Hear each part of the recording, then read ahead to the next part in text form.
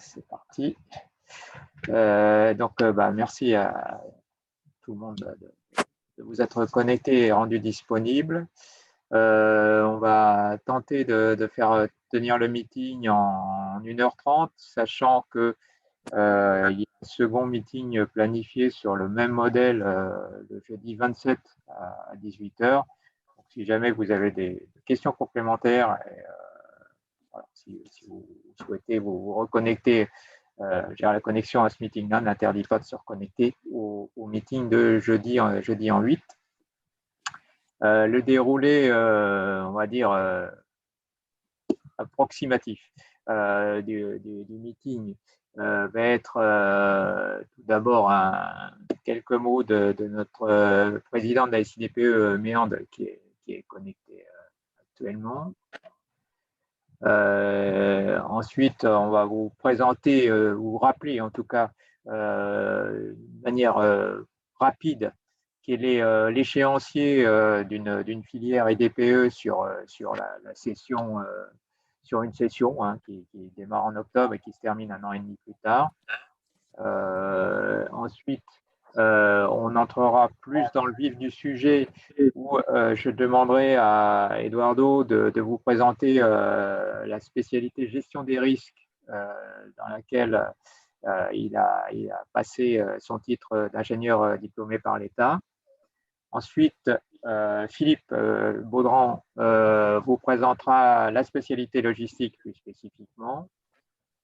Tout ce qui est spécificité relatif aux militaires, militaires de carrière qui sont actuellement pilotes, c'est Jean-Jacques Gall qui pourra, on va dire, en parler et répondre à vos questions. Et puis, on terminera par des questions-réponses sur le temps qui nous reste, sachant que tout au long de ces présentations, n'hésitez pas à interrompre la tour de contrôle pour poser vos questions. Voilà. Et répondre, il faut que ça soit, je dirais, un peu interactif. Ce meeting est pour vous, il n'est pas pour nous. Donc, il n'y a pas de souci. Bonjour à tout le monde, y compris les pilotes en herbe. Voilà. Donc, Méande, je te passe la parole et je me tais pour un lancement de ce meeting. Bien, bonjour à tous. Pour la plupart, je crois on a déjà pu échanger, je crois, au travers d'une visio. Alors, rapidement, je vais pas monopoliser le temps de parole parce que ce qui est important, justement, c'est de vous écouter et d'écouter les bons conseils de mes collègues IDPE. Pour pouvoir effectivement passer donc à la phase, si je puis dire, à la phase 2, pour ceux qui effectivement pourront effectivement répondre avec succès, je dirais, aux différentes questions de mes collègues. La phase 2, c'est le même exercice, mais avec des jurys écoles. Avec des écoles. Donc, ça sera la phase 2. Mais déjà, dans un premier temps, on souhaitait effectivement déjà faire une première étape avec vous, un premier point pour pouvoir effectivement déjà vous éclairer, vous apporter les informations que vous attendez sur ce diplôme IDPE. Alors, rapidement, c'est une initiative qu'on a lancée conjointement avec Hélène Tauzin, que vous connaissez bien sûr tous, et avec Geoffroy Bouvet, qui est donc le président de l'APNA. Donc, sont impliqués sur ce programme l'APEC nationale, avec qui vous serez très certainement en relation également, et bien évidemment le CNAM. Le CNAM, bien sûr. Alors, juste petite information, nous organiserons donc notre congrès IDPE qui sera dédié effectivement à la cause, je dirais, des militaires et des pilotes de ligne, c'est-à-dire à la reconversion des pilotes de ligne et des militaires. Alors, malheureusement, on n'a pas pu avoir, pour des raisons de sécurité, l'école militaire de Saint-Cyr, pour des raisons de sécurité. Et il fallait effectivement, il y aurait eu à peu près une centaine d'enquêtes à faire au préalable sur l'ensemble des civils qui seraient présents sur cette école pendant la journée du congrès. Et donc, malheureusement, c'est trop long. C'est trop long. Donc, finalement, ça aura lieu donc, au CNAM à Paris, dans le grand amphi l'Abbé Grégoire, hein, donc, celui qui a effectivement qui est à l'origine du CNAM. Voilà, donc c'est un superbe congrès qui aura lieu donc là-bas et en présence, bien évidemment, du délégué général, l'administrateur général, qui est donc Olivier Faron, qui est le patron donc du CNAM. Voilà. Donc il y aura d'autres, bien évidemment, d'autres invités, d'autres convives. Alors pour ce qui nous concerne, nous avons effectivement beaucoup avancé avec l'APNA. Donc, il y a effectivement, on pense que l'IDPE pourrait correspondre effectivement à vos attentes. Alors attention, hein, il ne faut pas croire non plus il ne faut pas penser non plus, hein, enfin ça vous êtes, je pense que vous avez dû vous en apercevoir. C'est pas un diplôme qu'on a comme ça. C'est un vrai diplôme, hein, le diplôme d'ingénieur diplômé d'État. C'est un diplôme qui est reconnu bien évidemment par l'État, puisque c'est l'État qui le délivre, mais par la CTI, hein, qui est donc la CTI, qui est l'organisme qui habilite les écoles d'ingénieurs en France à délivrer le diplôme. Hein. Donc, c'est une habilitation que les écoles d'ingénieurs, les autres écoles d'ingénieurs, ont pour une durée de 3 ans. Donc, tous les 3 ans, ils repassent sur le grid. Nous n'avons pas cette problématique puisque on a effectivement un diplôme qui est délivré par l'État. Donc, on n'a pas cette problématique. Voilà. Donc, écoutez, osez poser des questions, exprimez-vous. On vous aidera également aussi dans la rédaction de votre CV parce que c'est très important. Il faut qu'on puisse faire ressortir les différentes spécialités au travers de vos expériences. Et donc, c'est important de pouvoir bien échanger et de bien comprendre effectivement la spécialité. Donc, pour ça, vous avez parmi vous donc mes collègues qui sont spécialisés dans les différentes spécialités qu'on a identifiées. N'hésitez pas à user, abuser en question pour qu'on puisse nous bien comprendre si on peut continuer à passer à l'étape numéro 2, comme je vous l'ai expliqué, ou alors effectivement ça sera un peu compliqué, auquel cas il faudra effectivement choisir la voie du CNAM. Voilà. Donc, écoutez, je vous laisse, je leur laisse la main Merci. à l'orchestre. Merci Méan. Jean-François Carpentier, c'est ça? C'est ça, Jean-François Carpentier, alias Pierre Bouchard. Voilà. Merci à vous et merci à mes collègues. Et donc, je reste à l'écoute. Hein, et effectivement, si vous avez des questions, n'hésitez pas à poser vos questions. Et si je peux répondre à certaines des questions, bien évidemment, j'y répondrai. Donc, je resterai parmi vous jusqu'à 19h, parce qu'après, j'ai une autre conférence avec le CNAM. Voilà.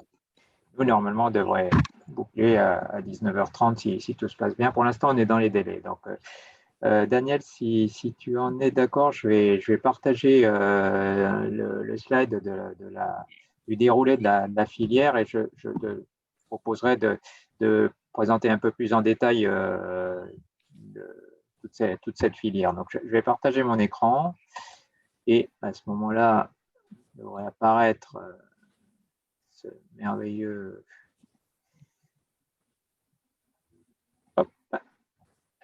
Est-ce que vous le voyez? Voilà. C'est bon.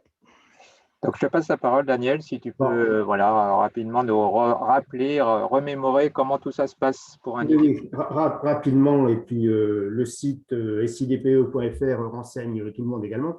Bon, tout d'abord, je voudrais dire que c'est une chance et un beau parcours par l'intermédiaire du processus IDPE, on ne devient pas ingénieur, mais on fait valoir qu'on est ingénieur. La durée effective de la démarche est d'environ 18 mois. Je ne compte pas le temps de réflexion précédant l'inscription. L'inscription qui est en général en septembre-octobre. La première étape est la constitution du dossier d'inscription. Il est bien évident que ce processus d'obtention du diplôme répond à des critères bien définis, en particulier avoir exercé réellement une fonction habituellement confiée à un ingénieur. C'est le point capital du dossier, je pense. Il faut donc bien cibler sa spécialité et son école. Alors après, bon, je peux reprendre quelques éléments qui sont sur le site.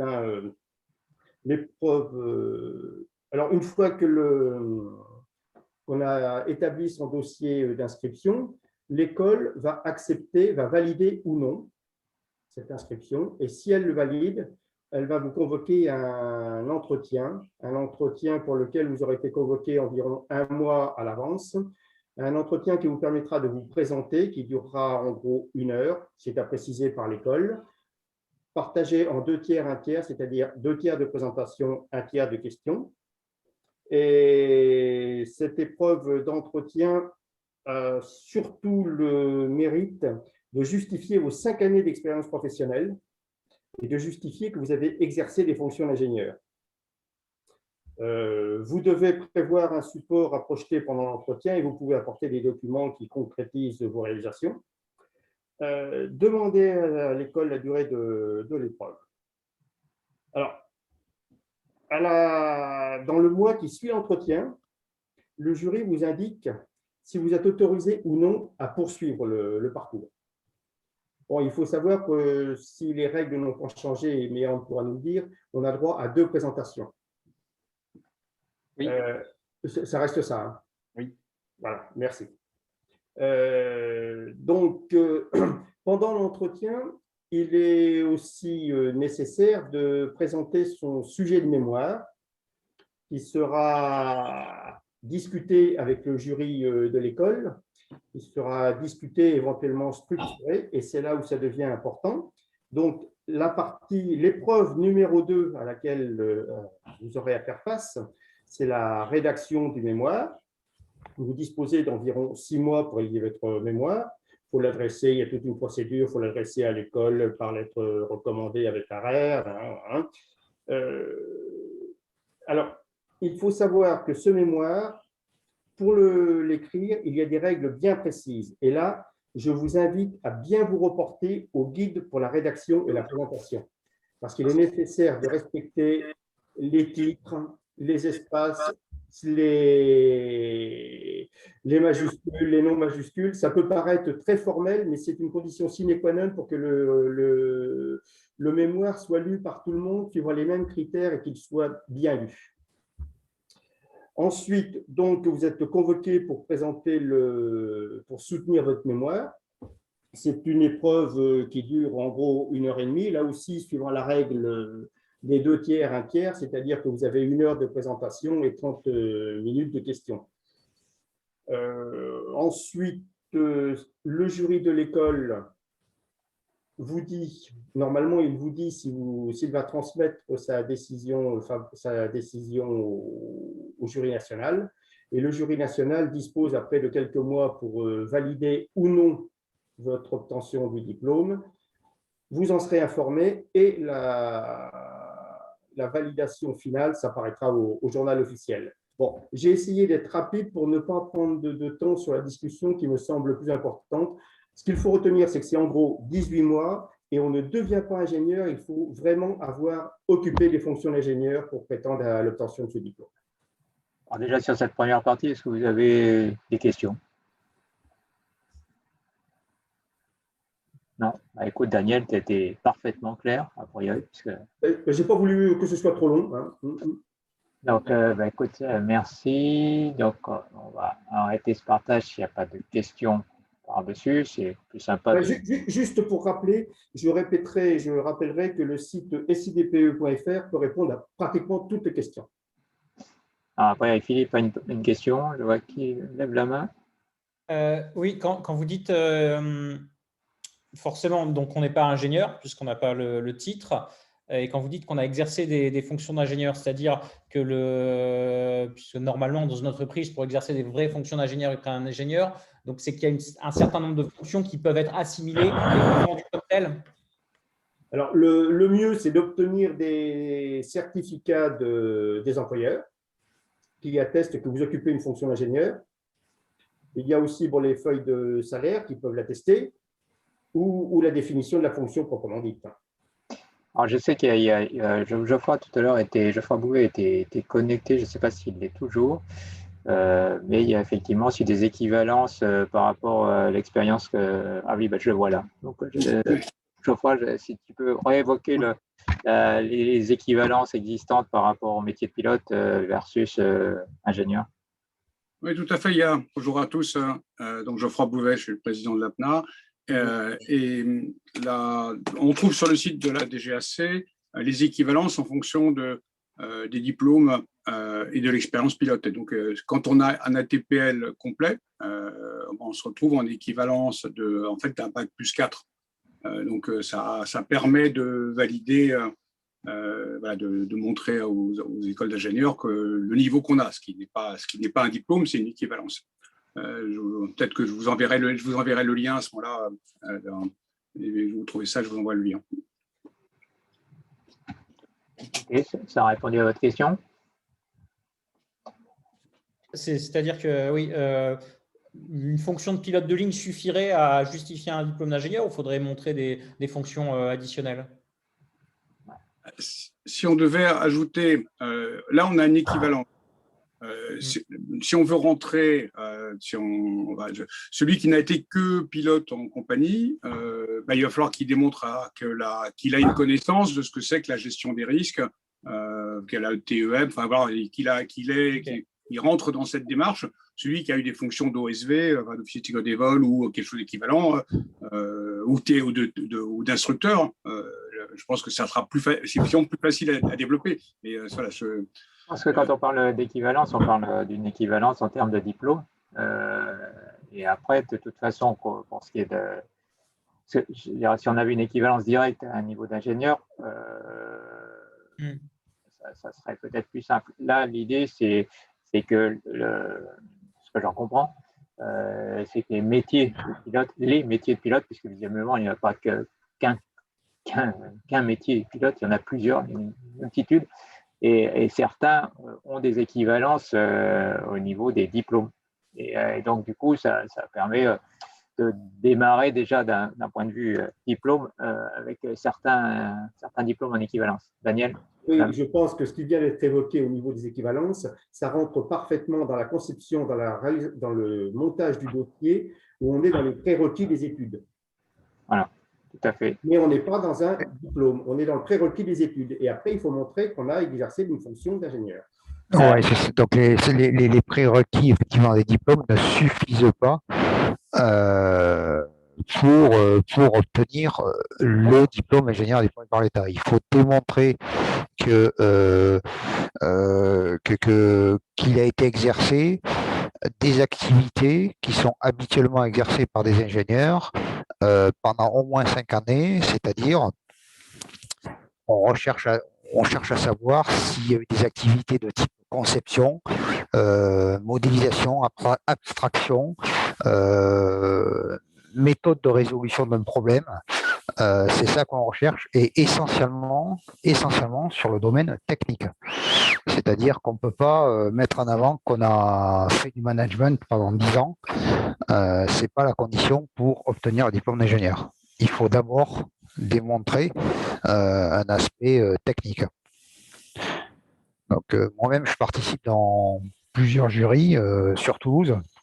Et donc, c'est ce qui est recherché vraiment au sein de ces jurys, quoi. C'est-à-dire, on recherche vraiment des aspects techniques. Quelqu'un qui monte un projet qui est innovant, qui est nouveau, qui est… voilà, donc je pense à quelqu'un qui travaille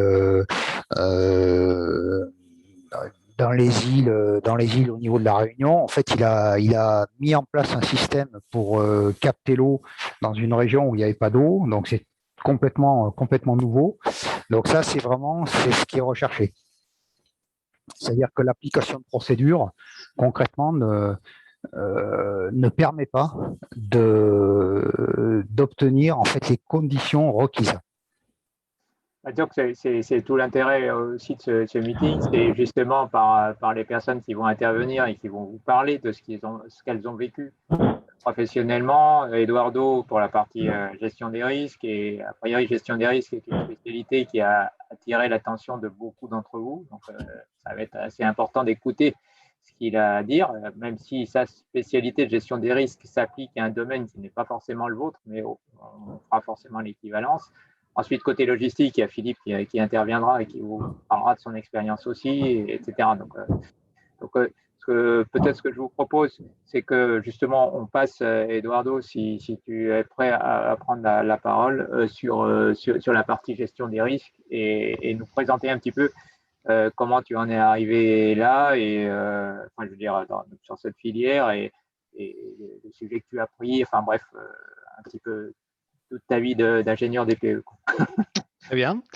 Bah, écoutez, merci de l'invitation, en espérant que mon témoignage pourra éclairer un petit peu le sujet et cette branche du diplôme d'ITPE, donc la gestion des risques. Donc, pour répondre à la question comment est-ce que j'en suis arrivé là, j'ai fait toujours de la gestion des risques, mais je n'avais pas cette spécialité officiellement, et c'est pour ça que j'ai souhaité avoir cette reconnaissance sous forme de titre. À la base, j'ai une licence maîtrise et puis un DESS, un procédé pour la qualité de l'environnement. Donc, ça fait une bonne vingtaine d'années. Et donc, avec ce DESS, je me suis très vite orienté vers la gestion des risques industriels. Donc, j'ai commencé en tant que responsable qualité, sécurité, environnement dans un site Céveso, Soy-Eau, dans la chimie, au nord de Compiègne, avec un grand stockage des peroxydes organiques, des matériaux toxiques et très toxiques. Donc, après cette première expérience, je me suis un peu recentré sur la partie environnement. Pendant 4 ans, 4 ans et demi, j'étais responsable Europe environnement pour Essilor, fabricant de lunettes, vous connaissez sans doute.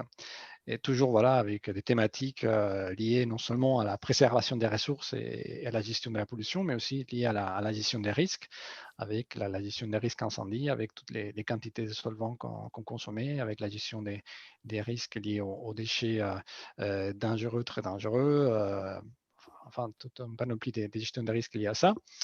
Et après ça, je suis passé dans le monde des grands projets chez Alstom Power en tant que responsable de qualité, sécurité, amélioration continue, santé, sécurité, environnement.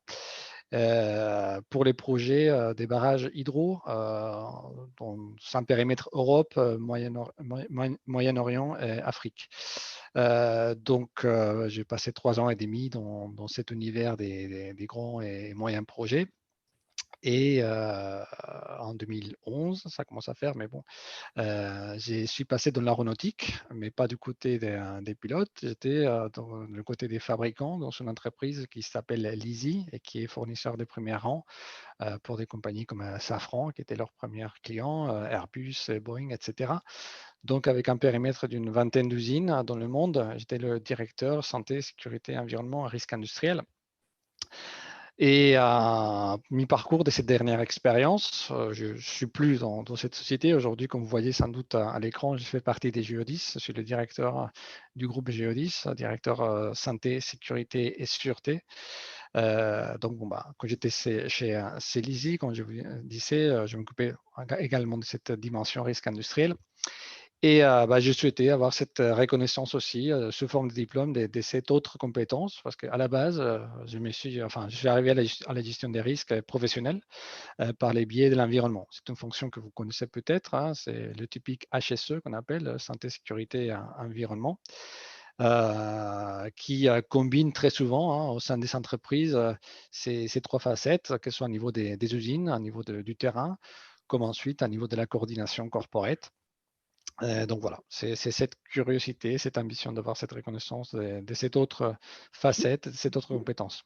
J'ai une petite question, je t'interromps juste parce que c'est une question qui m'a déjà été posée sur cette filière IDPE. Est-ce que dans la présentation de ton mémoire et plus spécifiquement les échanges que tu as eus avec le jury, on t'a questionné sur ta capacité de management d'équipe encadrée, ou est-ce que c'est plus la spécialité gestion des risques et on va dire, est-ce que c'est plus la technique ou plus le management qu'on a mis en avant pour ta carrière, pour ton diplôme? Le management ne rentre vraiment pas en ligne de compte. Ça peut être même une question, mais dans le sens, est-ce que c'est vraiment vous qui avez fait tout ça? Parce que là, par exemple, pour parler de mon expérience, j'ai présenté un projet que j'avais mené dans mon précédent employeur.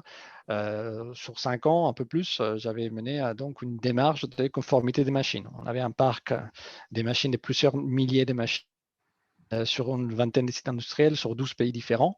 Et donc, il y avait la réglementation applicable et comment la contrôler et la maintenir.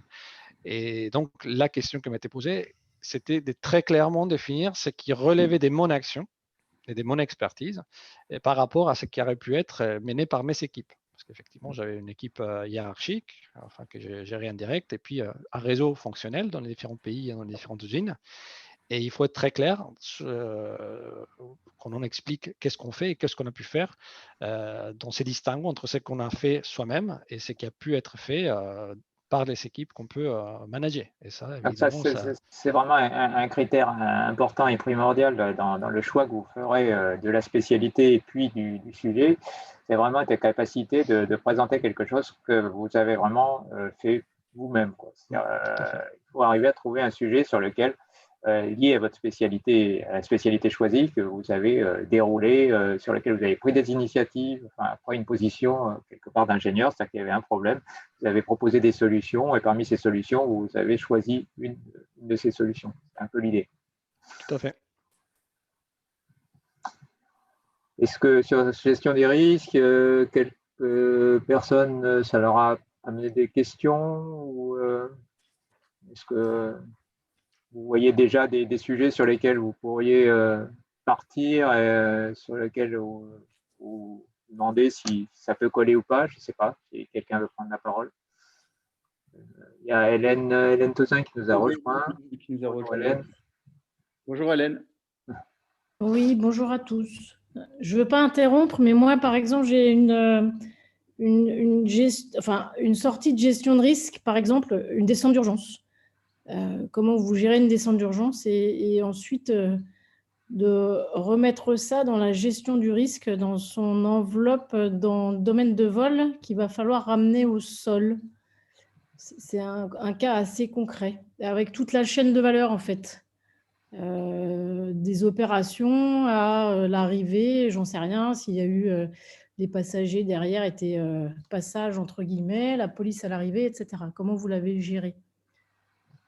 Après, je pense qu'il y a aussi très probablement à potasser. Après, effectivement, en partant d'un cas concret, comme celui évoqué là, comment ça se rattache à des normes, à des standards. Je pense que le jury sera aussi assez attaché à ce qu'il y ait une relation qui soit faite entre l'expérience pratique et la théorie. Ce qui me permet, dans la pratique, notre métier, le métier de pilote, c'est un métier de gestion de risque. C'est le trait and error management qu'on fait depuis quelques dizaines d'années. On apprend et qu'on applique dans le métier. Donc, il suffit de démontrer qu'on a fait son métier dans le cadre de cette gestion de trait and error management. Et derrière, je pense qu'on convainc. On est typiquement dans l'objectif de ce métier. J'ai un diplôme d'ingénieur. Après, je ne veux pas préjuger de l'avis des membres du jury. C'est vrai que moi, je suis arrivé à cette filière donc, de gestion des risques, vraiment du côté santé, sécurité, risque donc de santé au travail. Et quand j'ai commencé à m'intéresser à cette filière, c'est par ce biais que je suis arrivé à ces diplômes. Quand vous accédez, comme on disait mes collègues, sur les sites il y a pas mal d'autres sites qui vont pouvoir vous aiguiller.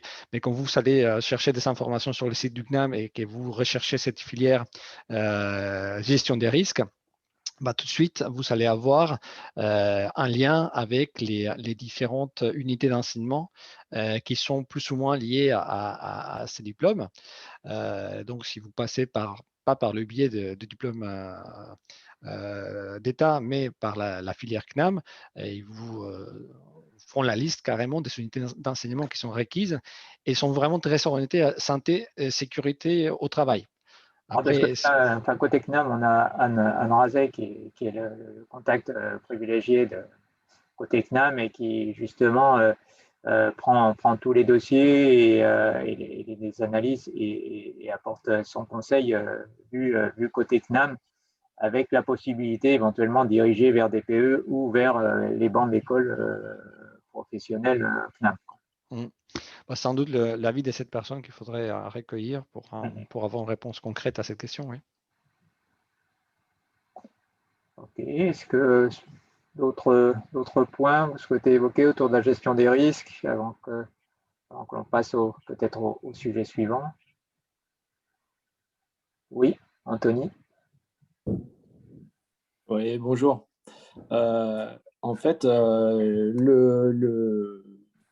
en ramenant au projet que j'ai par rapport à la gestion des risques dans l'aéronautique, juste pour prendre mon expérience, j'ai monté dans une nouvelle compagnie le système de gestion des risques de la compagnie. Pour faire ça, j'ai identifié j'ai pris la matrice dans la gestion des risques et j'en ai découlé qu'il y avait un risque lié à la formation. J'ai mis en œuvre en fait des diverses formations pour justement atténuer le risque. Est-ce que la mise en place de ces process et les supports pédagogiques mis en place, est-ce que parce qu'ils sont spécifiquement aéronautiques, est-ce que ça pourrait être un élément pour aller dans mon sens sur l'expression de mes motivations ou du projet mis en place autour de la gestion des risques? Parce que c'est assez spécifique quand même La question est tout à fait très bonne, puisque la gestion des risques, comme les autres spécialités, sont relativement assez vastes. Enfin, les champs d'application sont relativement assez vastes. Pour répondre clairement à la question d'Anthony, ça peut être effectivement, oui, bien sûr, ça peut être un sujet qui peut être développé. Ça peut être un sujet qui peut être développé. Alors, juste un petit point par rapport à la question tout à l'heure de Philippe. Philippe, quand on dit effectivement, on demande 5 ans d'expérience en tant que dans des fonctions communément confiées à un ingénieur, c'est pour juste éviter d'avoir des gens qui se présentent, des candidats qui se présentent en tant qu'ingénieur commercial, qui n'a rien à voir avec le côté scientifique et le côté technique. La plupart d'ailleurs en tout cas bon nombre de candidats ont exercé des postes de chef de projet, par exemple, c'est un exemple, et s'en sont très très bien sortis. Donc c'est simplement en fait c'est un garde-fou quelque part. Bon, bien évidemment, il faut que le côté scientifique, technique, comme l'a dit tout à l'heure Philippe Baudran, il faut que ça transpire. Il faut que ça transpire. Il faut on est quand même dans un milieu d'ingénieurs, dans un monde scientifique, technologique. Donc il faut que ça puisse effectivement ressortir. Mais clairement, oui, dans ce que propose le sujet que propose Anthony, ça me semble tenir la route. Surtout ce que j'en ai compris, en plus, c'est vraiment Anthony qui a fait les choses, quoi, qui a proposé, qui a fait des choix, donc quelque part, il y a de la matière à creuser. Donc après, D'accord. Anthony, dans ta démarche, en fait, ce que j'ai cru comprendre, c'est que tu as détecté qu'il y avait un problème et que tu as cherché à trouver des solutions pour résoudre ce problème. Donc, c'est vraiment cette démarche typiquement qui est attendue pour ce diplôme. C'est-à-dire c'est toi pas un autre, c'est toi, parce que c'est toi qui veux devenir ingénieur, qui a détecté qu'il y avait quelque part dans le système dans lequel tu évolues, dans le contexte dans lequel tu évolues tous les jours, il y a un problème. Tu t'es dit, écoute, je vais essayer de trouver une solution. Donc, tu as fait un petit peu l'inventaire de ce qui existait. Tu n'as pas spécialement trouvé. Par contre, tu as pensé à autre chose. Et donc, tu as proposé cette solution. Ensuite, tu l'as mise en application. Et apparemment, ça fonctionne. Donc, ça. C'est cette démarche qui est attendue. Concrètement, c'est ça. Tu vois. Donc, c'est ça, parce que dans le dossier que tu dois remplir d'inscription, en fait, on te demande en particulier de décrire une situation problème. C'est ce que tu viens de dire. Et dans un deuxième temps, d'expliquer comment tu as résolu cette problématique. Voilà. Voilà. Et là, tu dois faire appel à des connaissances scientifiques, des connaissances techniques. C'est clairement ce qui a été mis en place. Initialement, la compagnie se créait, donc tout le système de management de la sécurité devait être mis en place. Donc, on a travaillé, j'ai beaucoup travaillé sur l'implémentation de ce process-là. Avec un regard de 6 mois d'ancienneté, j'ai décelé des écarts par rapport à l'objectif attendu.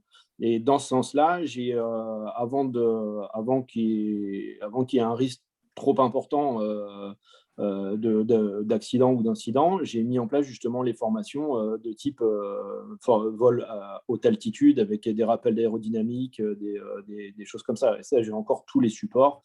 J'ai encore l'implémentation du SMS que j'ai mis en place. Donc, c'est des éléments qui peuvent ajouter de la clarté à mon objectif, ça. Oui, tout à fait. C'est ça. C'est exactement ça. Ça va dans cet esprit-là. Bon, il faut savoir que la gestion des risques telle qu'elle est traitée dans la spécialité des ingénieurs diplômés par l'État, c'est comme l'a dit Eduardo, c'est beaucoup tourné vers santé-sécurité, donc dans les entreprises. Mais là, une fois de plus, ce qui est recherché dans ce diplôme, c'est une démarche, une approche d'ingénieur. Et une approche d'ingénieur, c'est pas quelqu'un qui se contente d'appliquer des procédures tous les jours quand il va dans son entreprise, c'est quelqu'un qui va au-delà. C'est-à-dire que il sait qu'il y a des choses qui marchent pas, mais il va essayer de proposer, d'être moteur, d'être force de proposition pour trouver une solution. Donc apparemment, c'est ce que tu as fait. Donc c'est ce que tu devras expliquer dans ton dossier. Donc voilà, tout ce que je dis, ça s'applique en fait à tous les candidats qui sont autour de nous aujourd'hui, quoi. Hein. C'est vrai, si vous avez une chose à retenir, c'est vraiment ça, quoi. C'est-à-dire que c'est important, quoi. C'est important parce que c'est ce qu'on recherche chez un ingénieur diplômé par l'État, parce que on fait pas 5 ans d'école. On est reconnu sur une expérience dans un domaine d'expertise bien particulier. Et c'est ça qu'il faut prouver. En termes de timekeeper, je vais juste te suspendre la parole, Philippe, le temps de te la redonner après pour parler logistique d'ailleurs. Daniel voulait prendre la parole. Oui, est-ce aux options techniques, conception, dimensionnement et autres, on peut ajouter aussi la mise en place d'une ligne organisationnelle, ce qui permet éventuellement de régler certains problèmes.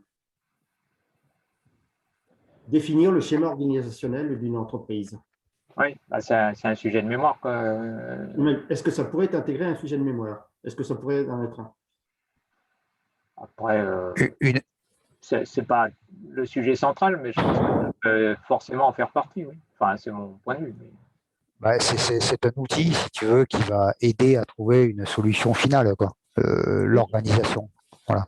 Si tu aurais fait un ITIL 4, par exemple, au niveau production informatique, par exemple, ils ont mis en avant tout ce qui est changement organisationnel, qui est vraiment un sujet à part entière et qui contribue à faire vivre les entreprises. Donc oui, c'est des sujets qui peuvent être évoqués. Je ne pense pas que ça peut pas être le sujet central, me semble-t-il, mais ça peut être un chapitre si tant est que Anthony, par exemple, a dû faire évoluer le schéma organisationnel par son projet. Oui. Donc, ce que tu as mis en place, Anthony, c'est des choses qui n'existaient pas auparavant dans les autres compagnies. C'est quelque chose qui C'est le existait. type de question qui peut être posée dans un jury. Par exemple, pourquoi tu as mis ça en place? Est-ce que ça n'existait pas avant? C'est clairement ce que le cœur de la réponse, c'est que c'était une nouvelle compagnie aérienne qui était en pleine création. Et du coup, ça n'existait pas encore, ça n'avait pas été mis en place dans les 6 mois avant ma venue dans cette entreprise. Et c'est quelque chose que vu que j'ai un attrait particulier pour la sécurité des vols, c'est quelque chose que j'ai été volontaire pour mettre en place. Donc, en ayant peu de recul sur ce qu'était une compagnie aérienne, puisque c'était mon premier vrai job dans la sécurité des vols. En tout cas, pour moi, c'est une tranche de vie qui peut parfaitement faire l'objet d'un mémoire. Après, il faudra voir à le creuser. On va peut-être pas développer le mémoire ici. Pour tenir, alors, sauf si je vois qu'Hélène est réapparue, tu voulais intervenir peut-être? Je voulais juste intervenir. Si certains d'entre vous, justement, ont été officiers de sécurité des vols ou officiers de sécurité des vols adjoints, vous avez là une partie de votre sujet de mémoire. C'est tout ce que je voulais dire. Oui. Gestion des risques. Hein. Oui, parce qu'effectivement, vous pouvez avoir eu à traiter des sujets en sécurité des vols sur un certain temps, et là vous avez fait appel à des experts, des ingénieurs qui sont directement chez le constructeur, hein, par exemple, et parce que donc là vous avez été confronté un jour à une situation qui n'existait plus. Semble-t-il, non. Donc, vous avez démarché, vous avez travaillé pour essayer de trouver une solution. Toujours pareil, c'est toujours le même principe à ce problème en tant qu'officier sécurité des vols. Donc, si on se concentre, si on change de domaine, peut-être pour élargir le spectre des possibles, et qu'on parle de ton expérience, Philippe, en termes d'ingénieur DPE logistique, est-ce que tu peux nous parler plus spécifiquement de cette partie, s'il te plaît? Donc moi, très rapidement, je n'ai pas travaillé dans la logistique toute ma vie. J'étais dans l'armée de l'air, donc j'ai fait du Mirage 2000 pendant 17 années. J'ai 3300 heures de vol. J'ai fait plusieurs opérations extérieures en Afghanistan, Bosnie, etc. Et quand j'ai fait tout ça, en fait, j'ai constaté qu'il y avait un manque en logistique. Le soutien logistique, en fait, n'était pas optimisé.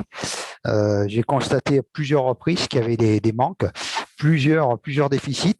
Et suite à ça, moi, j'ai décidé donc de mettre en place une méthode pour pallier à ces problèmes.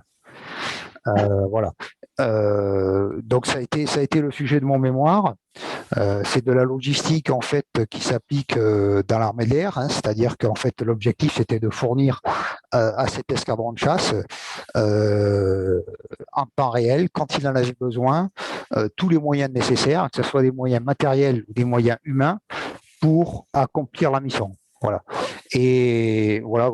Donc moi je suis parti, c'est pareil, je suis parti d'un constat que j'avais observé à plusieurs reprises. Il y avait des dysfonctionnements dans la méthode de montée en puissance. Il y avait des données informatiques qui manquaient, le retour d'expérience qui n'était pas forcément capitalisé. Donc j'ai listé tous ces points et ensuite à partir de là, j'ai réfléchi à une méthode. Voilà. Voilà pour résumer, je ne vais pas rentrer en détail dans tout ce que j'ai fait, mais en gros c'était ça, quoi. C'est pour essayer de faire comprendre à tous ceux qui sont autour comment il faut que vous trouviez un sujet qui soit technique et surtout chercher quelque chose, un sujet qui apparemment a des dysfonctionnements, vous constatez qu'il y a des problèmes et vous avez décidé seul de trouver des solutions à ce problème. Est-ce que tu te rappelles des questions sur lesquelles le jury t'avait un peu chatouillé par exemple? Alors oui, il y avait des questions, sur la logistique pure, hein, sur la supply chain, entre autres. Donc il y avait pas spécialement des liens avec ce que je faisais, mais bon, moi je m'étais bien renseigné. Il faut bien préparer cet entretien avec le jury. Il y a deux choses à vraiment bien préparer, c'est le dossier et c'est le premier entretien avec le jury. Parce que dans ce premier entretien avec le jury, on va vraiment chercher à savoir la véracité de vos propos, de ce que vous avez écrit, de ce que vous avez fait. Voilà. Donc ça, c'est les deux choses qu'il faut bien préparer. Le dossier d'inscription à l'école et le premier jury. Alors, comme le soulignait quand même Daniel, je n'ai pas participé à beaucoup de jurys, mais enfin, je pense pouvoir en parler un peu. D'une manière plus générale, c'est quand même des jurys qui sont relativement bienveillants. On n'est pas là pour planter le candidat, quoi. Par exemple, s'il y a un loupé lors d'un premier entretien, il y a toujours une possibilité, une seconde chance est donnée. Donc, je suis complètement d'accord avec toi, Philippe. Il faut vraiment bien préparer l'entretien, bien préparer le dossier, déjà bien préparer l'entretien, vraiment savoir parler de ce qu'on a fait soi et en quoi ça va devenir un sujet de mémoire. Mais on n'est pas non plus devant 6 jurés avec des cagoules qui sont là pour abattre, quoi. Ça reste entre professionnels, on parle du métier et après, il y a des gens qui sont plus sur la partie scientifique, d'autres. Dans tous les jurys, il y a forcément 1 ou 2 ingénieurs DPE qui sont là pour ramener l'expérience professionnelle sur le devant de la scène et pas uniquement la partie scientifique et technique. Donc voilà, c'est un mixte, c'est tout l'intérêt de cette filière IDPE, quoi. Les jurys sont constitués de professeurs des écoles d'ingénieurs dans lesquelles vous allez vous passer vos entretiens, et c'est des spécialistes de la spécialité que vous présentez. Ça sera des spécialistes en logistique ou ça sera des spécialistes en gestion des risques. Donc voilà quoi. Ensuite, effectivement, il y a une chose qui, comme l'a dit Eduardo tout à l'heure, ils vont chercher à savoir ce que vous avez fait d'un point de vue technique. Hein. Le management ne compte pas. Le management, c'est pas là-dessus qu'on juge des candidats. Un ingénieur, il est d'abord jugé sur ses aspects techniques et scientifiques. L'autre écueil peut-être qu'il faut éviter aussi, pour l'avoir vécu avec quelques candidats, c'est de proposer des sujets beaucoup trop généraux. Alors moi, je suis plus sur le monde informatique, hein, donc sur des jurys informatiques. Donc quelqu'un d'ailleurs, je ne sais pas si c'est quelqu'un d'entre vous m'avait posé la question de la cybersécurité. Par exemple, la cybersécurité est parfaitement dans le sujet, c'est un sous-sujet de l'informatique. Donc si vous avez touché au monde de la cybersécurité, ça peut faire l'objet d'un mémoire et d'une soutenance. Mais le sujet du mémoire en lui-même doit rester quand même très spécifique et très lié à ce que vous avez fait. Par exemple, quelqu'un nous proposait de parler de la méthode agile, donc qui est une méthode de développement en informatique. Ça n'a pas intéressé le jury parce que c'était des grandes généralités, donc on ne cherche pas à faire un cours sur tel ou tel sujet, on cherche à mettre en avant c'est ce que vous avez fait dans un cadre donné, gestion des risques, logistique, informatique, autres, etc. etc. C'est ça qu'il faut arriver à bien cadrer pour préparer et votre dossier et votre entretien qui débouchera sur le mémoire. C'est pareil, les candidats qui sont, la grande majorité des candidats n'ont pas de diplôme d'ingénieur puisqu'ils viennent le chercher. La grande majorité ont des bac plus 2 en général, des UT, BTS.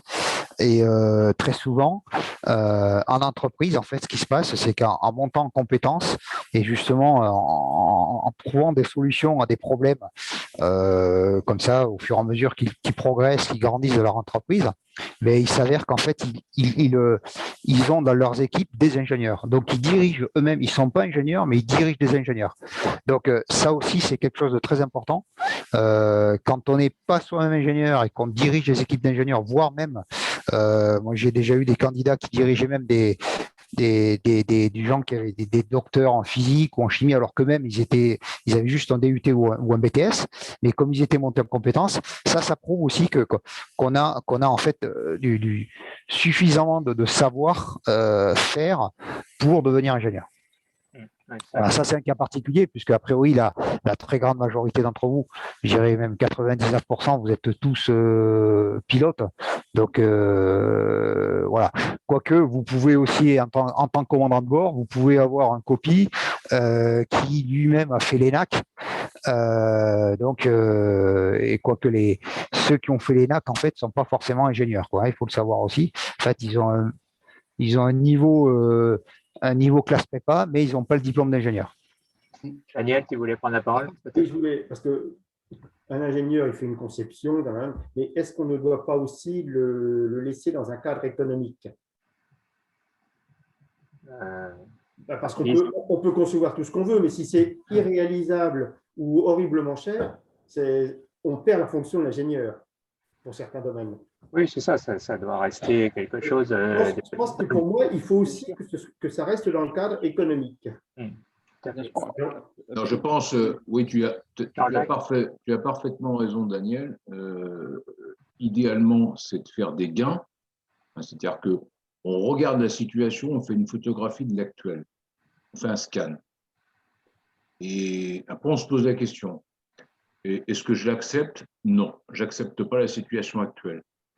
OK, donc là, on part dans une démarche de réflexion. On va faire de l'enregistré sous. Un pilote, lui, il enregistre tous les paramètres. Un avion, il est muni de tout un tas de détecteurs.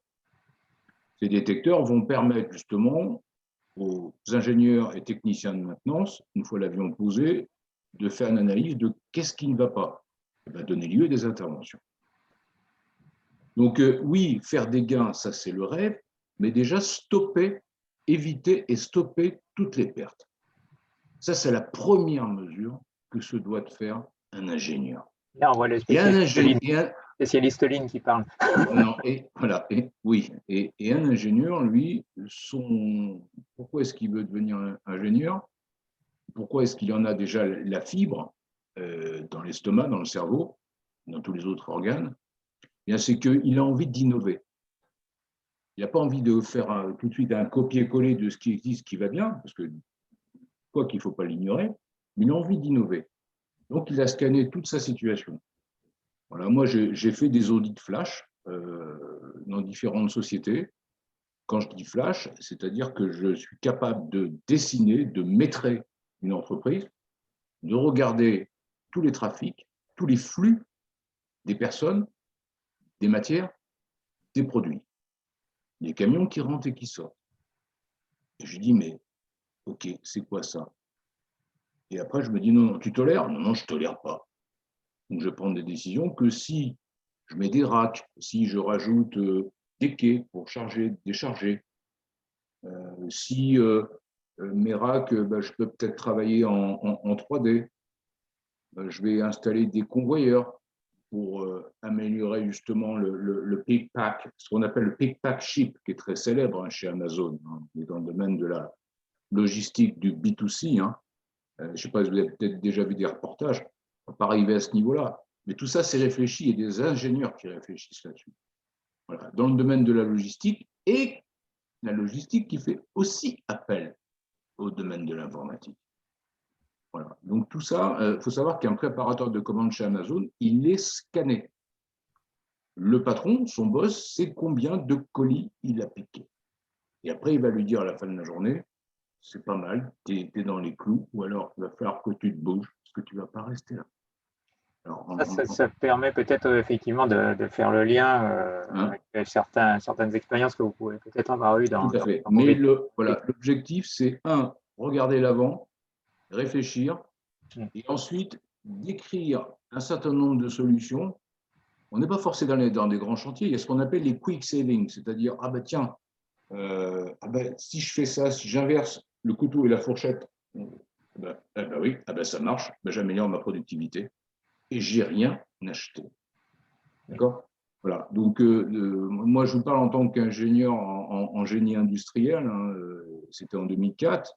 Je suis de formation construction mécanique.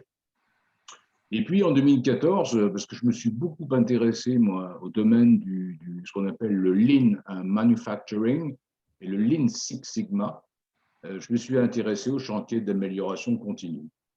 Voilà. Et je considère que l'argent de mon entreprise, c'est comme si c'était mon argent.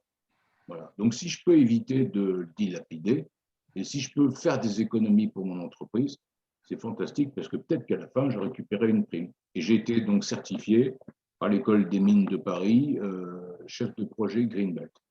Voilà. Donc, un ingénieur, voilà, il faut être hyper factuel, il faut regarder et il faut compter et mesurer. Voilà. Parce que ceux qui vont vous interroger, qui vont lire vos mémoires, ils vont vous poser des questions. Donc, alors, même si on est passionné de philosophie pour certaines et certains, un mémoire, voilà, ce n'est pas de la philosophie. Hein. Il y a des gens qui vont lire et qui vont poser des questions.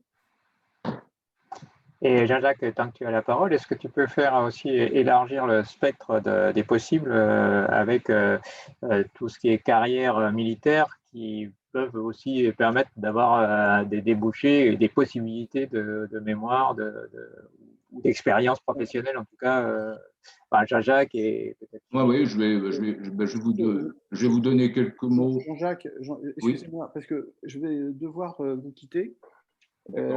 En tout cas, bon, juste un point aussi, j'ai effectivement mis de le dire tout à l'heure. Là, on vous a présenté effectivement 2 spécialités, mais il y en a 18 autres spécialités. Hein. Ça va de la méca, l'informatique, l'électronique, les télécommunications, les réseaux et télécoms. Donc, s'il y a d'autres matières sur lesquelles vous vous sentez peut-être un peu plus à l'aise, parce que chez les pilotes, on touche à tout. Sur un avion, on touche vraiment à tout. Si vous avez eu une expérience professionnelle avant d'être pilote dans un domaine industriel bien spécifique, que vous pouvez effectivement mettre en avant, allez-y aussi. Je veux dire, il n'y a pas que 2 spécialités. Il y a 20 spécialités quand même. Voilà, donc c'est ce que je voulais vous dire. Toutes ces spécialités sont décrites sur le site de la SIDPE, entre autres. C'est ça. Donc voilà, donc je vous laisse entre les mains de mes collègues. Moi aussi, je vais devoir quitter. N'hésitez pas. Et puis, et voyez un peu après pour la 2e réunion qui sera un galop d'essai avec les jurys écoles. Mes collègues, bien sûr, seront là aussi, mais avec un jury école. Et là, on vous mettra en condition, dans les vraies conditions, dans la vraie vie, quoi. Comment ça se passe effectivement devant un jury avec à la fois avec des DPE, des IDPE et avec un jury école. Voilà. Donc, n'hésitez pas à poser toutes les questions. Allez-y. Vous pouvez en par écrit par la suite, n'hésitez pas à envoyer des mails. J'y répondrai ou mes collègues y répondront. Voilà. Okay. Eduardo, et merci aussi Eduardo pour ta participation. Là, j'ai cru comprendre que tu devais nous quitter aussi. Merci beaucoup et bonne soirée à tous. Merci. Bonne continuation. Bonne soirée à toi. Merci. Bonsoir. Continuation. Oui, donc je vais en quelques mots donc faire une description. Donc, je ne l'ai pas dit, mais je suis aussi depuis 14 ans donc officier de réserve citoyenne et je suis rattaché à la base aérienne d'Orléans, qui compte aujourd'hui, qui recense, il n'y a pas très longtemps, a reçu le 18e Airbus A400M qu'on appelle l'Atlas. Voilà, donc c'est aussi effectivement ma séquence passion. Je vais recevoir une lettre de mission puisque le commandant, donc le colonel qui commande la base, donc, a besoin de réservistes citoyens et qui a des compétences dans le domaine du lean manufacturing et tout ce qui concerne les outils d'amélioration continue pour aider l'escadron de maintenance justement à gérer, à trouver des pistes d'amélioration. Aujourd'hui, là je parle aux pilotes, c'est 3 hangars pour 18 avions. Aujourd'hui, c'est 18, il y en a d'autres qui vont arriver, et 300 sous-officiers et officiers donc, qui travaillent sur l'activité de maintenance de ces aéronefs. En 2025, il devra y avoir 2 hangars de plus et 300 personnes de plus. Donc, ils vont doubler les effectifs. La base d'Orléans est une base qui recrute activement. Donc, je vais leur donner un coup de main sur ce chantier, voilà, à titre de réserviste citoyen. Moi, ce que je peux imaginer, si j'étais pilote, et voilà, et je me pose, et je sais que je suis pilote militaire, et aujourd'hui, la situation fait qu'il n'y a pas trop de plans pour se reconvertir dans le civil, dans l'aviation civile, hélas, et ça va repartir. C'est de me dire qu'est-ce que je fais. Alors oui, il y a la piste, effectivement, la discipline de la logistique. On va trouver l'électronique aussi, également, je pense. On va trouver la partie informatique, puisque un pilote touche également, manipule un certain nombre d'outils, un certain nombre de programmes. Il doit calculer ses routes, il doit utiliser aussi les outils qu'il a dans son cockpit. Et puis, il peut y avoir aussi la discipline génie industriel. Sur la partie logistique, enfin, si on regarde, si on divise, si on fait une croix, hein, on va trouver au sol les avions, on va trouver la partie maintenance et toute la partie refueling. Et puis ensuite, quand on va aller donc dans le hub, on va trouver les hommes, donc les passagers qui sortent et qui vont rentrer dans les avions. Et on va trouver aussi toute la partie bagage. Quand je dis la partie bagage, là je donne des pistes. Hein. On a à Orléans un site qui s'appelle Alstef, qui est une entreprise très importante, qui est très connue, qui fabrique tous les systèmes de convoyage des bagages, tout ce qui se trouve en dessous de l'aéroport qu'on ne voit pas. Voilà, donc voilà, parce qu'on pose la valise, elle s'en va, elle disparaît, mais ensuite elle va remonter dans l'avion. Donc voilà, tout ça, ça se trouve en dessous. On est sur de la logistique haute vitesse. Hein, c'est ce qu'on appelle voilà, la cave, tout ce qui est caché. On a, ça c'est un site à Orléans. On a aussi un site très important qui s'appelle, dans le domaine de la logistique, XPO Logistique, hein, donc qui travaille pour le domaine du B2C comme du B2B. On a Amazon, bien sûr, on entend parler suffisamment. On a aussi la société Deray qui compte quand même 500 000 mètres carrés au sol de surface de stockage et qui fait du stockage et de la prep de commande pour un certain nombre de très très belles marques comme Sephora, comme Hermès et bien d'autres. Et on a aussi FM Logistique. Donc au niveau du secteur Centre-Val de Loire, Orléans, c'est la big plateforme de la logistique. Donc là il y a de la matière. Et il y a beaucoup justement de militaires qui sortent soit de la base aérienne en fin de contrat, soit du 12e régiment de cuirassiers de l'armée de terre qui se trouve aussi à Orléans, qui ne peinent pas à se reconvertir voilà, dans le domaine de la logistique. J'en reviens tout à l'heure aussi, comme j'ai dit tout à l'heure, sur le projet de mémoire, mais il faut que vous essayiez de dessiner, que vous commencez à poser à l'aide du crayon sur une feuille de papier 1, 2, voire 3 projets de mémoire par rapport à votre vécu dans votre activité ou dans vos activités professionnelles. Et puis, surtout, on regarde l'avant, c'est-à-dire le aujourd'hui, et on regarde l'après. Hein, il faut mesurer, compter, enregistrer les valeurs. Hein, je vous donne une idée, hein, c'est par exemple peut-être dessiner, faire un dessin d'implantation d'un site, c'est calculer les flux, c'est les optimiser. D'accord, il y a des outils qui sont faciles qui s'appellent voilà, le diagramme spaghetti. Hein, et puis derrière ça, c'est mesurer donc les temps opératoires, c'est-à-dire voilà, moi je vais vous donner un sujet. Mon sujet de mémoire, c'est assembler des kits de cartes téléphoniques prépayées. C'était juste 13 millions de kits par an. J'ai sauté sur ce sujet. C'est quelque chose qu'on faisait en 33 secondes et j'ai tellement travaillé, et décortiqué et enlevé tout ce qui n'apportait pas de valeur ajoutée que de 33 secondes, je suis passé à 11 secondes. On est sur un atelier de 50 hommes et femmes qui faisaient ça manuellement. Voilà. Donc, ce qui tend bien à prouver quand même que le sujet du mémoire doit être quand même très ciblé sur quelque chose de très ponctuel. Je disais tout à l'heure, il ne faut pas que ce soit une grosse généralité. Tout à fait. Il y a des outils, hein, il y a des outils de base. Hein.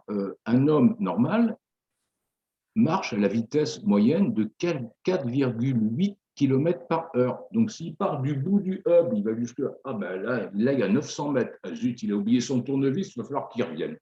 Voilà, c'est 4,8 km par heure. Et ça, vous allez le tourner en euros.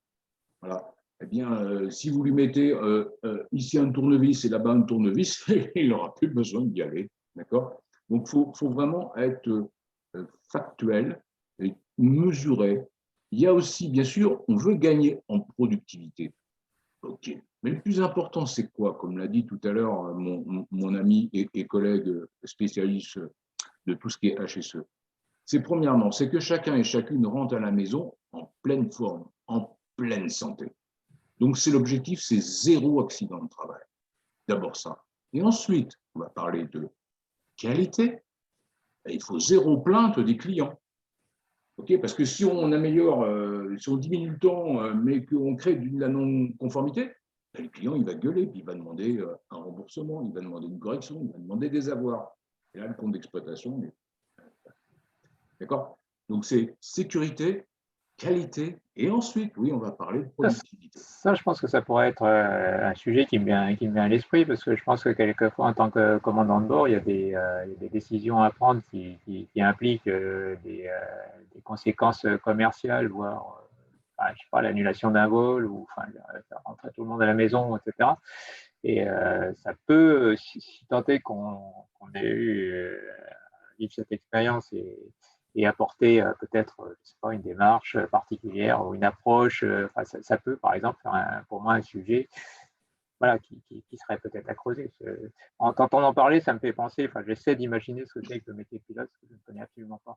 Donc, Non, mais c'est un métier qui réclame énormément d'attention, qui réclame de l'anticipation et qui réclame aussi de la réponse à un problème soudain qui vient de se produire. C'est surtout ça, c'est avoir une réaction immédiate.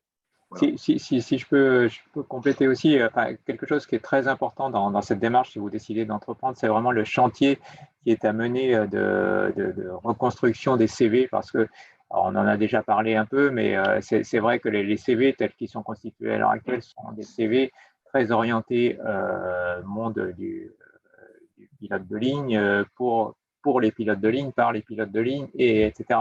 Et je pense que par rapport à un jury qui, quelquefois comme moi, n'a pas forcément d'expérience du métier de pilote de ligne, c'était intéressant d'avoir reconstruit un CV qui soit plus généraliste et qui mette en avant. Et ça, l'APEC, tu me confirmes, Geoffroy, normalement, l'APEC est en train de monter des ateliers de refonte de CV, alors pas forcément pour trouver un boulot de pilote de ligne, mais pour être plus reader digeste par rapport à un jury IDPE, par exemple. Mais aussi par rapport aux entreprises. Oui. L'idée dans les réunions APEC spécifiques pilotes, ce n'est pas seulement l'écriture d'un CV correspondant à un métier d'ingénieur, parce que effectivement, les CV qui ont pu être transmis sont des CV de pilote pour un recrutement pilote. Et c'est vrai que ce n'est pas ça qu'on attend, que va attendre le jury de l'APEC, le jury de CIDPE. Mais aussi, l'idée, c'est comme qu'il y ait dans ces réunions avec l'APEC un débat sur les motivations et les orientations qu'on peut prendre en fonction de son expérience. Et là, il y a des conseillers qui sont expérimentés et qui peuvent aussi expliquer quel est le marché de l'emploi dans les différents secteurs où on veut s'orienter. Donc, j'espère qu'on aura des dates prochainement avec ces experts de l'APEC, les experts qu'on a choisis auprès de la zone de Toulouse parce qu'ils connaissent bien l'aéronautique. C'est clair que c'est une démarche complémentaire. Alors, je passe la parole à Romain, là, je vois qu'il a levé la main, mais juste pour dire que cette démarche CV est complémentaire de la démarche qu'on a entamée côté SIDPE, parce que ça va faire un tout et qui va constituer un dossier qu'on pourra déposer auprès d'une école. Voilà. Romain, je crois que tu as une question. Oui, je voulais revenir sur votre remarque comme quoi il fallait développer un projet bien précis. Est-ce que c'est compatible avec l'aspect, l'exigence d'avoir 5 ans d'expérience? Je m'explique. Par exemple, moi, dans ma carrière, j'ai fait, je peux justifier de 5 ans d'expérience parce que j'ai fait 20 ans dans l'armée de l'air. Mais par contre, il y aura, je pense, un projet en particulier qui, lui, couvre une période de 2 ans. Et il y a d'autres projets que j'ai menés sur 1 an, 2 ans, 3 ans. Donc, je peux justifier l'ensemble de ma carrière sur 5 ans et dire, voilà, mon mémoire, je le fais sur ce projet, mais qui ne fait pas 5 ans, qui fait que 2 ans. Tout à fait. D'accord, ok, merci. Tout à fait, tout à fait. Pour un projet de 5 ans, c'est pratiquement impossible. Oui, d'accord.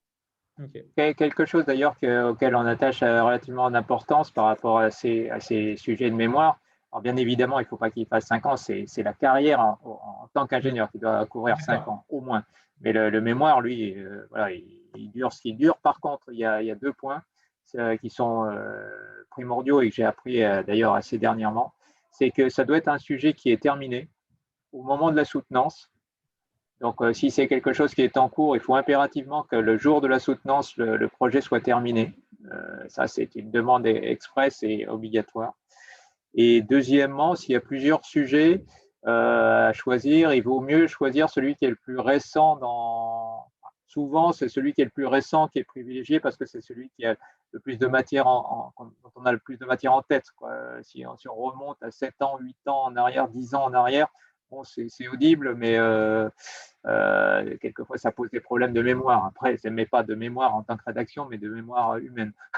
Et c'est forcé également de récupérer tous les éléments, si vous avez gardé ça sur des ordinateurs, si ce sont des photographies, si ce sont des dessins, voilà, si ce sont des tableaux signalétiques, il faut tout récupérer. J'en aurais largement besoin. Parce que après, voilà, j'ai fait ça il y a 5 ans, mais alors, oui, mais oui, c'est bon, j'ai tout, il n'y a pas de problème. Donc vous avez les preuves. Voilà. Un ingénieur, c'est quelqu'un qui voilà, il est factuel. Et si on lui pose la question, ben voilà, je te donne. Ah, ok. Et par exemple, si voilà, j'ai fait un projet, il a rapporté 50 000 euros d'économie. Ah, et ben c'est super parce que mon directeur financier, il m'avait bien validé qu'on avait économisé 50 000 euros sur l'exercice fiscal de l'année 2012. Ah, génial, je l'ai, super, c'est précieux. Ça fait partie des preuves à fournir. Je vois que Pierre a une question. Waouh. Ah, un petit peu de mal à entendre au niveau son.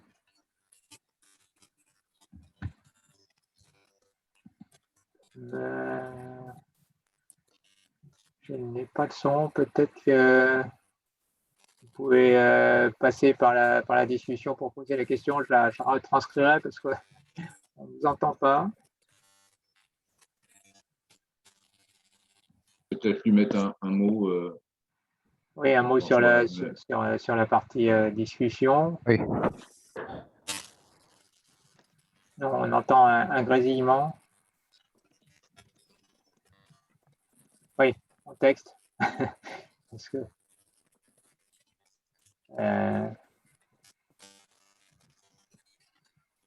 oui. Donc, en attendant que la question, pour lui laisser le temps d'écrire, du coup, la question, effectivement, donc, pour faire un petit rappel, donc, dès que vous aurez les dates, les chantiers avec l'APEC, n'hésitez pas à vous y inscrire, ça sera extrêmement bénéfique, non seulement pour IDPE, comme l'a souligné Geoffroy, mais d'une manière générale pour toute la suite de l'histoire concernant.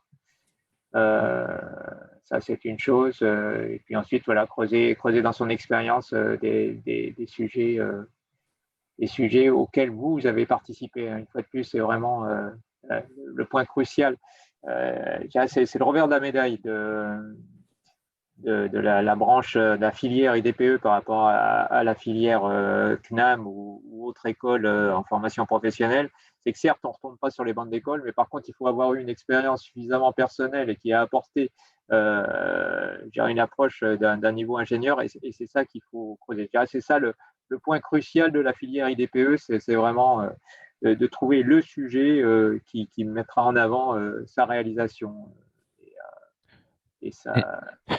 Moi, je voulais ajouter par rapport, mais ça a déjà été dit, mais effectivement, dans les jurys, ce qui vous est posé comme question, effectivement, c'est quelle a été la plus-value en termes financiers sur le projet que vous avez réalisé, sur la solution que vous avez proposée.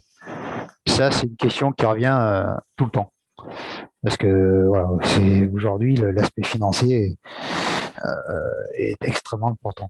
Donc, il faut que ça soit mesuré et mesurable.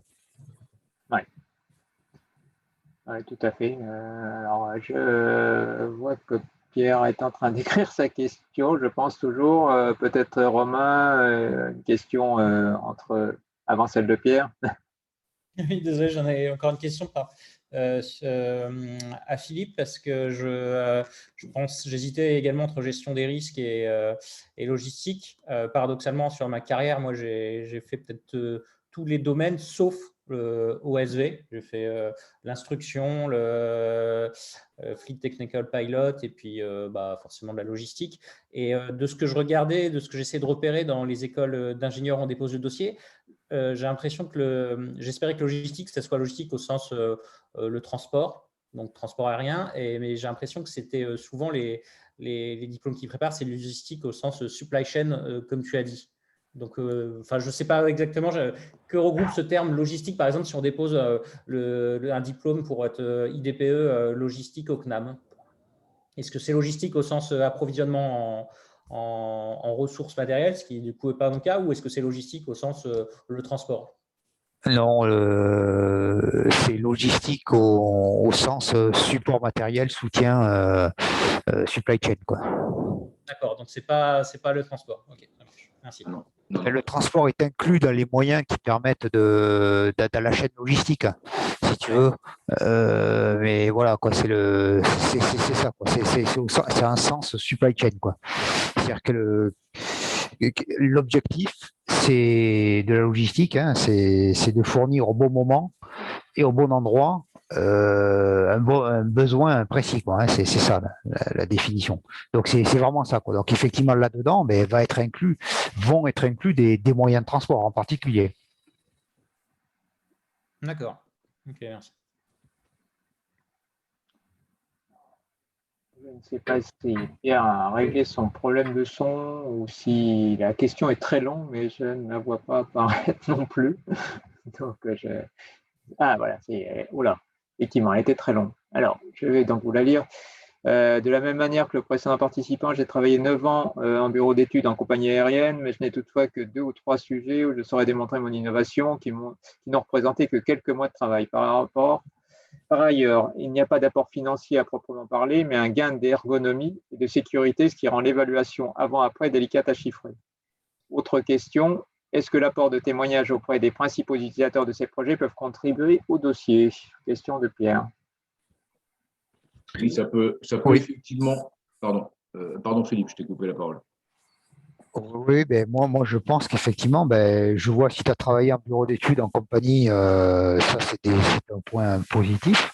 Je n'ai toutefois que 2 ou 3 sujets, c'est déjà bien, je dirais. Il y en a déjà 2 ou 3. Et où je saurais démontrer mon innovation, c'est très bien, hein, c'est très bien, c'est ce qui est recherché justement. Donc c'est ce qu'il faut. Ne représentant que quelques mois de travail, après ça, il faut voir, il faut creuser un petit peu. Alors il n'y a pas d'apport financier, oui, donc effectivement, on a insisté tout sur l'apport financier, mais tu à proprement parler, mais il y a un apport en gain d'économie. Donc concrètement, les projets et ce que tu as mis en place a priori, d'après ce que je comprends, la solution que tu as mis en place a permis d'apporter un gain, donc de progresser au niveau en ergonomie et sécurité. C'est bien, c'est bien. Je dirais, c'est la démarche, c'est la démarche qu'on attend de l'ingénieur, c'est-à-dire que tu as mis en place des systèmes, tu as mis en place quelque chose qui a permis d'évoluer, et ça a permis d'évoluer. Bon, si ça avait été sur un apport financier, si tu avais pu le mesurer, c'est très bien, mais bon, il y a un gain en ergonomie, un gain en sécurité. Donc, c'est très important, puisque un gain en sécurité, ça permet indirectement de faire des gains financiers aussi, quoi. Il a présenté les sujets là, en complément d'information. Ça ne me parle pas forcément, mais peut-être que ça vous parle, vous. Je ne sais pas si vous voyez la fin du message. Autre question. Des précieux et optimisation trouée d'envol pour les sujets en question. Changement de consigne, ça c'est des précieux, ça veut dire que tu as travaillé en tant qu'officier sécurité vol, je suppose. Donc effectivement, ça veut dire peut-être qu'il y avait des procédures qui étaient prévues en cas de déprécieux. et que ces procédures n'étaient pas optimisées, et tu as réfléchi avec d'autres ingénieurs pour faire évoluer ces procédures, donc tu as innové. Donc ça fait partie aussi de l'innovation qui est qu'on répète depuis le début de cette conférence, qu'on attend d'un ingénieur, quoi. C'est ça, quoi. Donc pour moi, c'est bon. Jean-Jacques, tu veux rajouter quelque chose? Non, juste dire que si Pierre, il peut récupérer des éléments où il y a des valeurs, voilà, l'ergonomie, bien, effectivement. Bon, dans le domaine de l'ergonomie, je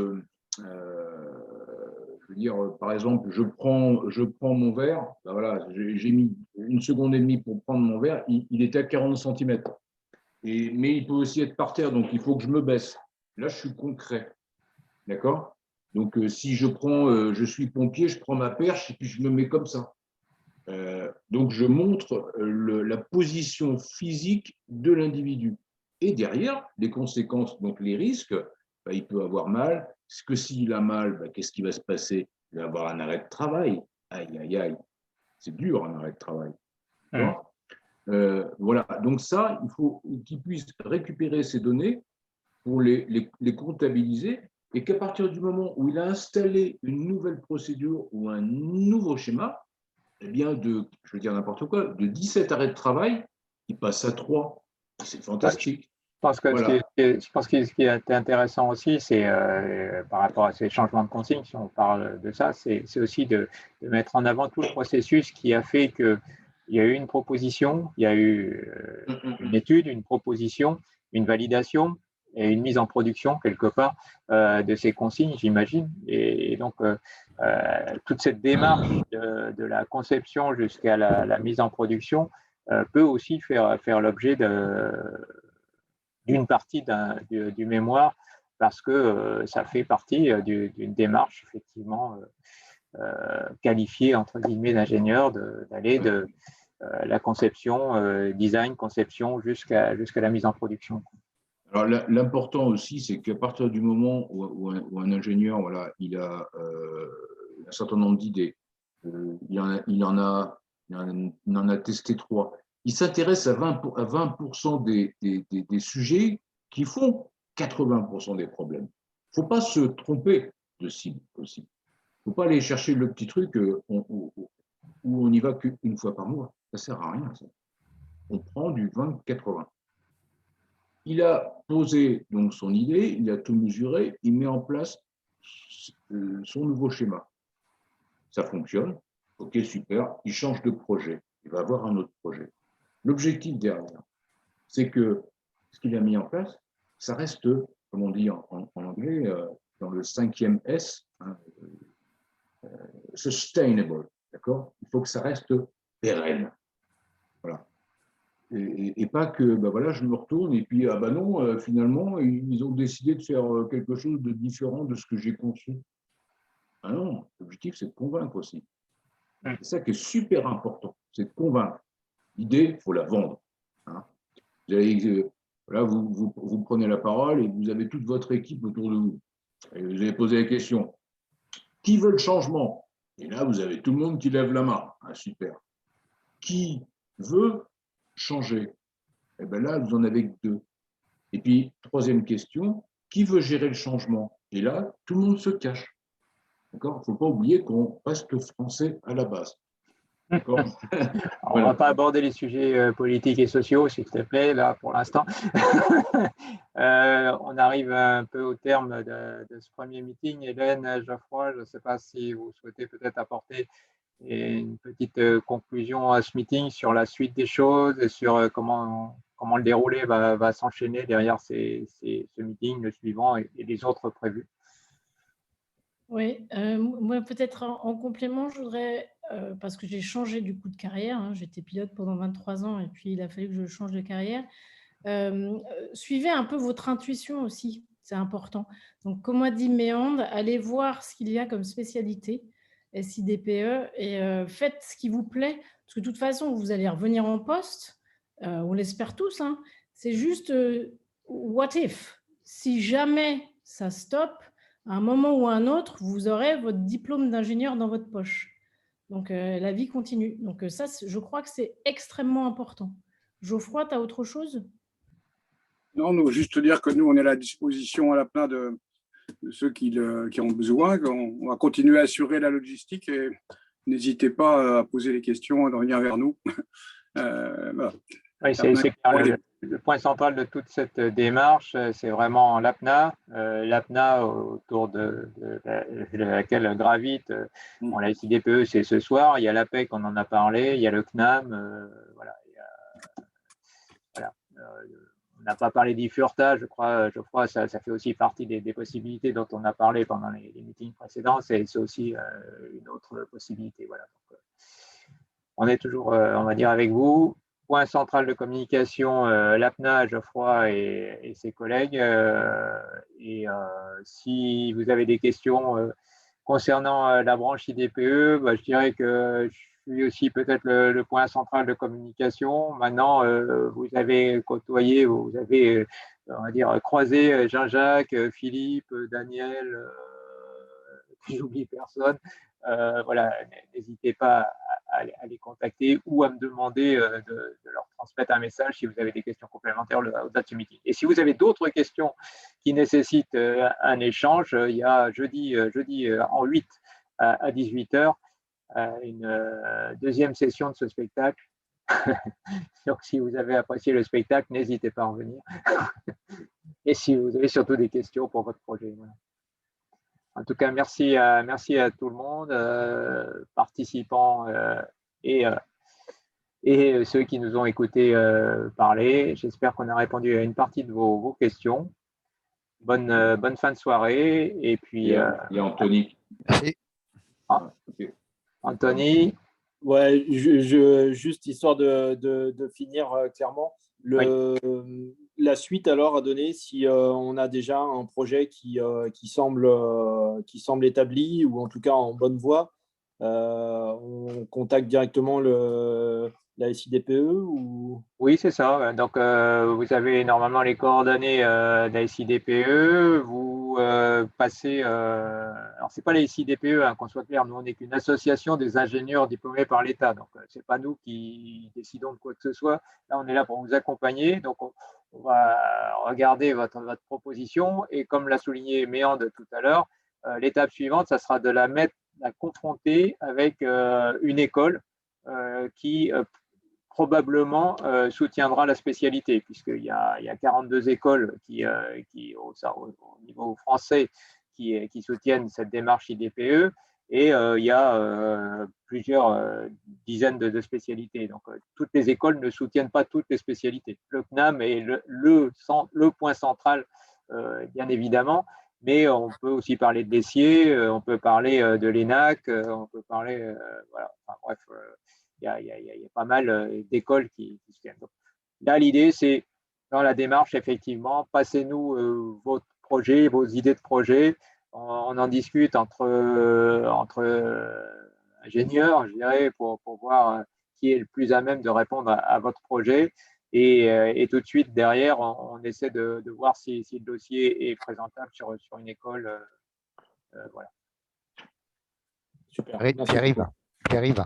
L'ENAC n'est pas dans les écoles. Hein, autant pour moi. Mauvais exemple. Mais il y en a pas mal, en tout cas. Ok, écoutez, merci beaucoup. Et puis, si vous le souhaitez, à jeudi prochain. Sinon, de toute façon, on reste en ligne sur le site, par messagerie. Et bon courage pour, en tout cas, la suite de votre carrière. Bon courage. Merci beaucoup. Bonne soirée à tout le monde. Et merci pour ces échanges. Au revoir.